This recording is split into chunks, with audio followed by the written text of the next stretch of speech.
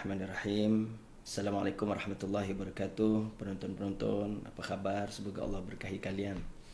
Innal hamdalillah nahmaduhu wa nasta'inuhu wa nastaghfiruh wa na'udzubillah min syururi anfusina wa min sayyiati a'malina may yahdihillah fala mudilla lahu wa may yudlil fala hadiyalah. Asyhadu an la ilaha illallah wa asyhadu anna Muhammadan abduhu wa rasuluh. Amma ba'du. InsyaAllah hari ini Ustaz akan sentuh sikit tentang kisah seorang sahabat yang unggul pada zaman Nabi SAW. Sebelum tu seorang sahabat ni sangat related dengan ayat yang saya akan bacakan ni nanti. A'udzubillahi minasyaitonirrajim. Penonton dengarkan ya.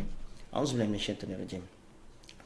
وَمِنَ النَّاسِ مَن يُعْجِبُكَ قَوْلُهُ فِي الْحَيَاةِ الدُّنْيَا وَيُشْهِدُ اللَّهَ عَلَى مَا فِي قَلْبِهِ وَهُوَ أَلَدُّ الْخِصَامِ وَإِذَا تَوَلَّى سَعَى فِي الْأَرْضِ لِيُفْسِدَ فِيهَا وَيُهْلِكَ الْحَرْثَ وَالنَّسْلَ والله لا يحب الفساد وإذا قيل له اتق الله أخذته العزة بالإثم فحسبه جهنم ولبئس المهاد ومن الناس من يشري نفسه ابتغاء مرضات الله والله رؤوف بالعباد. Tuan-tuan penonton rahimakumullah. Ayat 204 hingga 207 sila cek dalam surah Al-Baqarah. Ayat 204 hingga 206,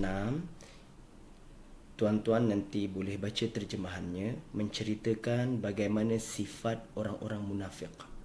Bagaimana di hadapan kita dia okey, dia mengajak selalunya cerita tentang dunia, kehebatan dunia dan kita terpersona dengannya. Kemudian dia di belakang kita nanti lain pula cerita dia membuat kerosakan dan macam-macam lagi. Itu ayat 204 hingga 206. Apa yang saya nak terangkan hari ini adalah ayat 207 tu. Wa minan nasi may yashri nafsahu ibtigha'a mardatillah wallahu raufum bil ibad. Penonton rahimakumullah. Ayat ini turun kerana seorang sahabat. Siapa beliau? Suhaib Ar-Rumi. Siapa beliau? Suhaib Ar-Rumi. Dia adalah seorang sahabat yang unggul, di antara yang unggul sekali di zaman Nabi SAW. Tuan-tuan, puan-puan rahimakumullah. Siapa Suhaib ni? Okey, gini cerita dia. Suhaib ni dulu asalnya di sebuah kota bernama Ubullah. Ubullah ni sebuah kota lama di Basrah, kawasan Baghdad, sekarang Iraq lah. Dulu kawasan itu, Basrah itu di bawah tanah jajahan Parsi ketika itu. Ada seorang governor nama dia Sinan bin Malik yang mengapalai dan mengetuai negeri bernama Ubullah ni. Tuan-tuan, Sinan bin Malik seorang governor yang ada padanya 5 orang anak. Ada 5 orang anak dan salah seorang anaknya bermata buntang, berwajah ceria, rambut sedikit kemerahan. Tengok aja wajah dia melambangkan kecerdasan. Itulah Suhaib bin Sinan bin Malik. Ini dia Suhaib. Asal dia adalah orang Basrah. Satu hari Suhaib dibawa oleh ibu dia dan pembantu ibu dia untuk pergi berjalan, bersiar-siar, main-mainlah di sebuah tempat. Dengan tiba-tiba datang satu gerombolan tentera daripada kerajaan Rom.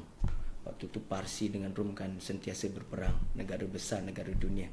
Dan ketika itu tentera Rom datang ke kawasan Parsi, tempat Suhaib dan ibunya sedang beriadah, rekreasi itu. Kemudian mereka bunuh semua tentera yang bersama ibunya, pengawal-pengawalnya dan penolong-penolong ibunya. Suhaib ditangkap ibunya ditangkap dan orang-orang perempuan ditangkap, semua dibawa balik ke Rom. Bila sampai di Rom, maka Suhaib pun dijual di pasar hamba. Bertukarlah daripada tangan ke satu tangan yang lain. Suhaib jadi hamba. Suhaib bangun di Rom, hidup membesar di negara Rom. Rom adalah dulu negara yang hebat. Suhaib Ar-Rumi membangun dengan bangunnya Rom. Dalam waktu yang sama, beliau juga melihat tentang kerosakan akhlak sosial masyarakat Rom.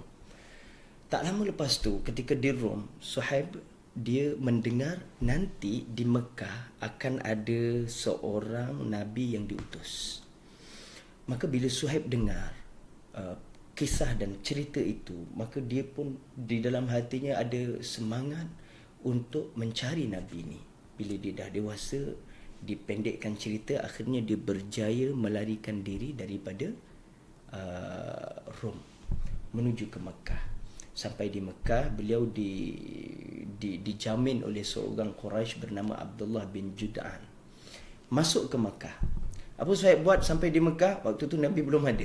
Nabi belum diutus, belum diutus. Sampai di Mekah, Suhaib Ar-Rumi bisnes. Tadi dia hamba kan? Kemudian masuk Mekah, dia bisnes. Bisnes apa? Bisnes online. Tak Dia bisnes apa? Bisnes lah. Di Mekah tu ada banyak perniagaan dan bisnes di sana. Kemudian dipendekkan cerita, dia pun bangun, mendapatkan keuntungan tuan-tuan, dan dia berjaya menjadi orang yang sangat antara yang kaya. Sebut Suhaib Ar-Rumi, orang-orang Quraisy, orang-orang Mekah akan kenal orang yang bernama Suhaib ni. Kemudian tuan-tuan, tapi dia masih tetap ingat bahawasanya kehadiran dan kedatangan dia ke Mekah untuk mencari Nabi SAW.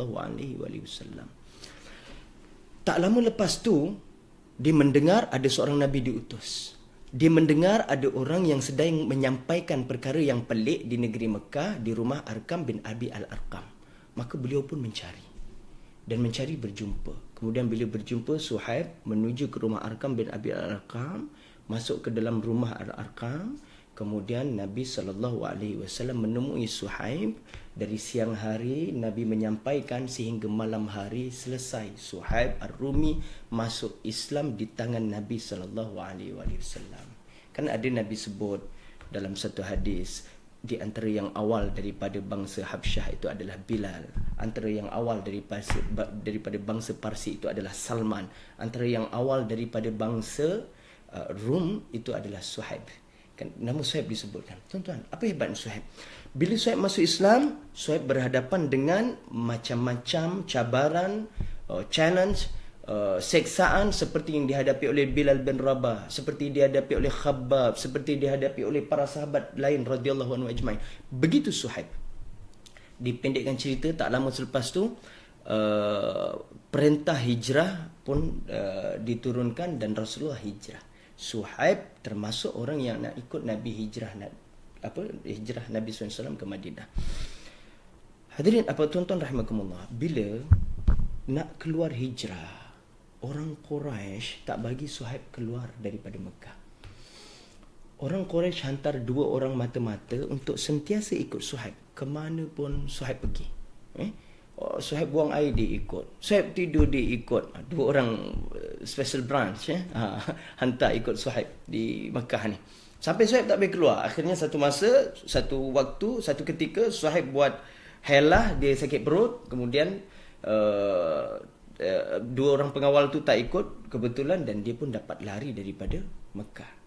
Tak lama lepas dia keluar tinggalkan Mekah, 2 mata-mata tadi dilihat di belakangnya. Maksudnya dapat kejar. Allahu Akbar, dapat kejar. Lalu Suhaib berhenti, turun dari kudanya, bawa panah, keluarkan panahnya, dan dia kata, wahai Quraisy, bukan kau tidak kenal aku Suhaib, termasuk di antara pemanah hebat di antara kalian. Aku akan habiskan setiap panah ini. Aku akan ambil keluar pedangku dan aku akan habisi kalian walau bagaimanapun. Baik Quraisy, apa yang kau mahu? Maka 2 orang Quraisy itu kata, Suhaib, dulu engkau datang ke Mekah hamba. Engkau tidak ada apa-apa. Kami jamin engkau.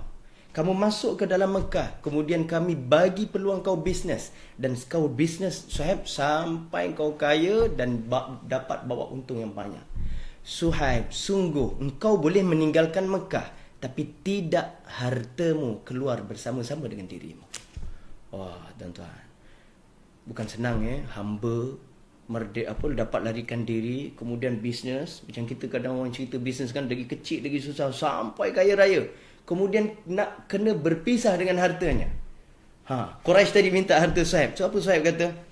Baik, kalau aku tunjukkan di mana tempat hartaku, akankah kau biarkan aku pergi ke Madinah, hijrah? Pasti, kata Quraisy. Maka disingkatkan cerita, Suhaib pergi tunjukkan dua orang Quraisy tadi tempat simpan hartanya, dan kemudian dua Quraisy tadi melepaskan Suhaib, dan Suhaib membawa hanya dirinya dan hatinya menuju Nabi SAW sampai di Madinah.